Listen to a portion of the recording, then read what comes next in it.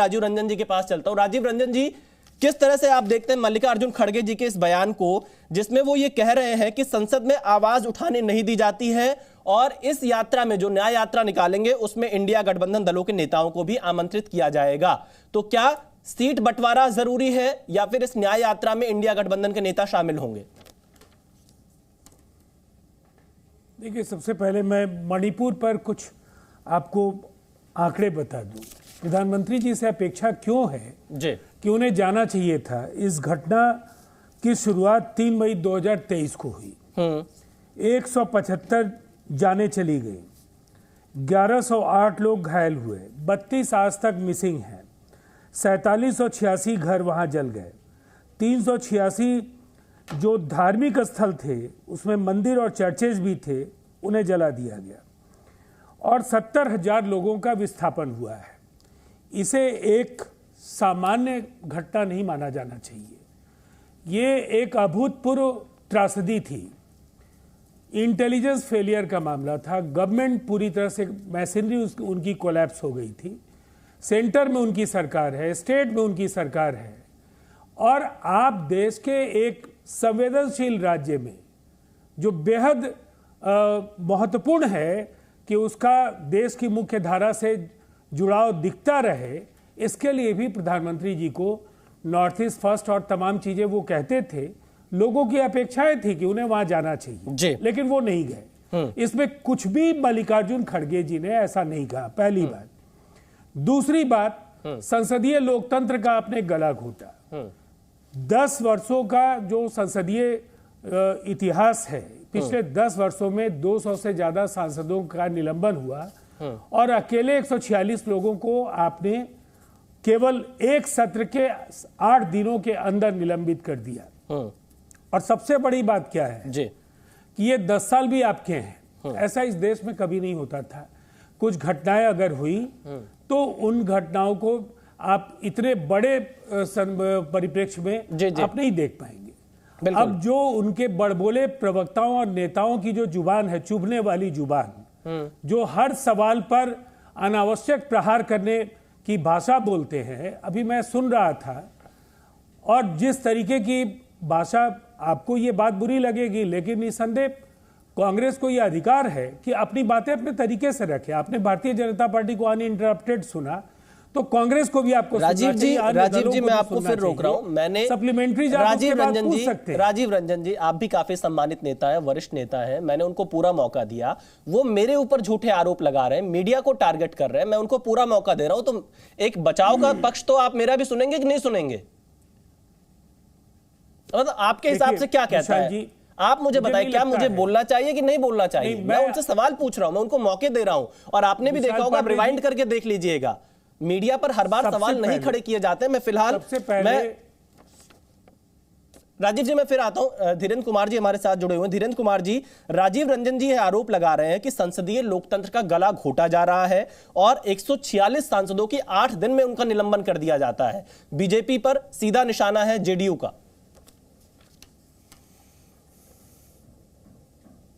देखिए विशाल जी, लोकतंत्र का गला कल बंगाल में घोटा गया, वहाँ पे तो ये लोग बिल्कुल चुप रहे। पूरे गठबंधन, इंडिया गठबंधन के कोई नेता की एक टिप्पणी, एक ट्वीट मुझे बता दीजिए। तो जहाँ पे ये कहते हैं कि दुरुपयोग हो रहा है, वहाँ पे अगर उनको पत्थर से उन संस्थाओं के अधिकारियों पर बरसाए जा रहे हैं, वहाँ पे घायल किया जा रहा है, वहाँ पे ये लोग चुप रह जा रहे हैं। और मणिपुर की बात कह रही है, ठीक है, मणिपुर आज कोई नई समस्या नहीं है। मणिपुर की समस्या पुरानी समस्या है। गृह मंत्री जी से लेकर प्रधानमंत्री जी, गृह मंत्री जी स्वयं वहां पर 21 दिन कैंप किए। स्थिति सामान्य करने की प्रयास हो रही है और हुआ भी है बहुत हद तक, लेकिन उसको राजनीति का विषय बना करके और जिस तरह से आज उसको आग में घी डालने का काम कांग्रेस पार्टी कर रही है, क्या कहीं से ये उचित है? आप मुझे बताइए कि हम तो ठीक है कि नहीं, वहाँ पे आप कह रहे हैं कि पूरा प्रधानमंत्री जी को जाना चाहिए था, लेकिन मोहब्बत की दुकान चलाने वाली पार्टी और उनके नेता आदरणीय कांग्रेस के राहुल गांधी जी, वो तो वहाँ पर गए थे। वहाँ जाने के बाद भी अगर वहाँ पे उनकी दुकान मोहब्बत वाली नहीं चल के नफरत वहाँ पे चल रही है, तो क्या इनकी दुकान नकल की है, नकली दुकान है, तो वहाँ पे नहीं चली? और आरोप लगा रहे हैं कि फोटो शूट प्रधानमंत्री कर रहे हैं। लेकिन अभी कुछ ही दिन पहले की बात है विशाल जी, जरा याद करिए, थोड़ा पीछे लेके चलता हूँ जी जी, कि एक फोटो उनका आता है कभी किसानों के साथ खेत में, कभी आता है स्टेशन पर सूटकेस माथे पे लेकर के, कभी आता है मैकेनिक के साथ, तो कभी आता है ड्राइवर के साथ। हाँ।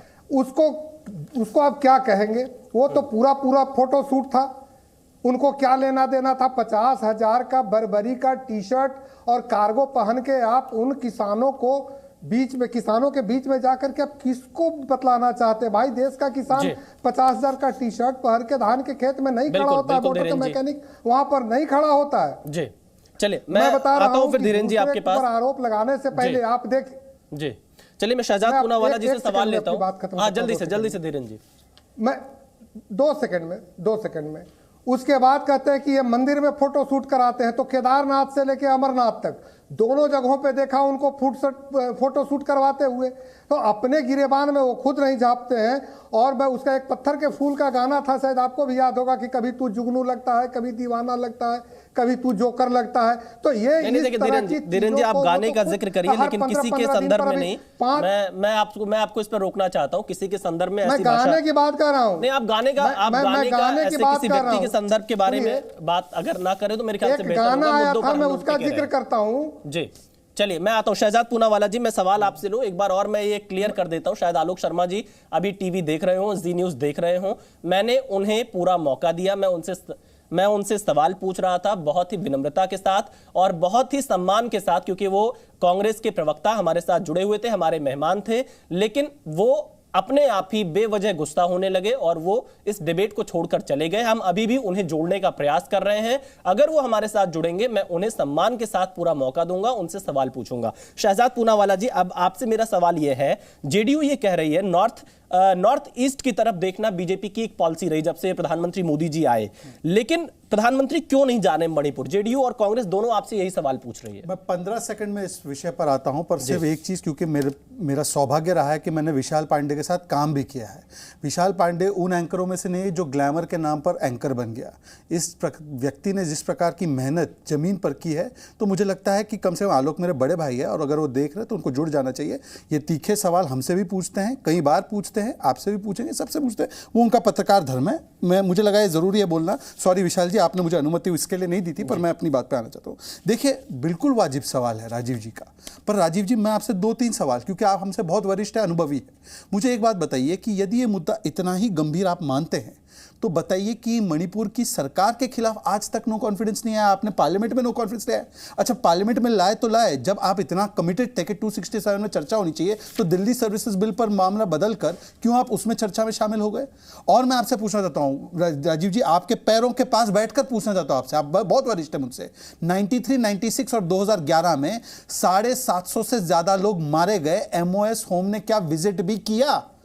आज गृह मंत्री वहां गए, वहां पे स्थितियां पहले से सामान्य नहीं रही हैं। ये पूरे नॉर्थ ईस्ट की बात रही है। मैंने आपको सारे अकॉर्ड साइन करके किस प्रकार से तैयार किए गए मैंने आपको बताया। आप बताइए ना, ये सारी चीजें क्यों नहीं की गई? उसके अलावा मेरे एक और सवाल है, इसी से निकलता है। आपने कहा मणिपुर की बेटियों में तो अंतर नहीं किया जा सकता। आज जो जेफरी एप्स्टीन का मामला यूएस में चल रहा है, वैसा ही मामला मेवाराम जैन का राजस्थान के बाड़मेर से आया है कि किस प्रकार से छोटी बच्चियों को, 14 साल की 12 साल की बच्चियों को बलात्कार करके उनके शरीर में क्या वो डंडे डालता था। ये कांग्रेस का नेता है, राहुल गांधी के साथ दिखाई देता। अभी तक कांग्रेस ने उस पर कोई कार्रवाई नहीं की। पॉक्सो एक्ट में FIR दर्ज हुई। और नीतीश जी ने क्या बोला असेंबली में, उसके ऊपर आपकी क्या टिप्पणी है मान्यवर? चलिए छोड़ देते हैं इस विषय को, अब आते हैं पार्लियामेंट के विषय पर। मान्यवर, एक चीज आप लोग तय करके बता दीजिए इंडी वाले कि क्या पार्लियामेंट सिक्योरिटी ब्रीच ये गंभीर मुद्दा है या नहीं है? क्योंकि आप कहते हैं गंभीर मुद्दा, हम भी मानते हैं गंभीर मुद्दा है। यूएपी में कानून के तहत हमने कार्रवाई की, परंतु आपके नेता संजय राउत कहते हैं कि भूले भटके नौजवान। राहुल गांधी बेरोजगारी से जोड़ते, राजस्थान में तो 20% बेरोजगारी। तो बेरोजगारी से हुआ ये मामला है या ये मामला गंभीर है तो उन पर आतंकवादी जो है धाराएं लगी वो सही लगी? और आखिरी सवाल लोकतंत्र, जो धीरेन्द्र जी बता रहे थे। मान्यवर बताइए, बंगाल में लोकतंत्र ममता दीदी खत्म कर रही है, केरल में कांग्रेस कहती है कि लोकतंत्र लेफ्ट खत्म कर रहा है, पंजाब में खैरा गिरफ्तार होते तो आम आदमी पार्टी खत्म कर रही है, और लोकतंत्र बचाने के लिए इन्हीं के साथ आप आ जाते हैं। तो बताइए खैरा की गिरफ्तारी क्या हुई? आप बताइए कि जो केरल में उन्होंने कहा है पिनराई विजयन पर, तो क्या वो लोकतंत्र को खत्म कर रहे हैं, हाँ या ना? चलिए मैं जवाब दीजिए।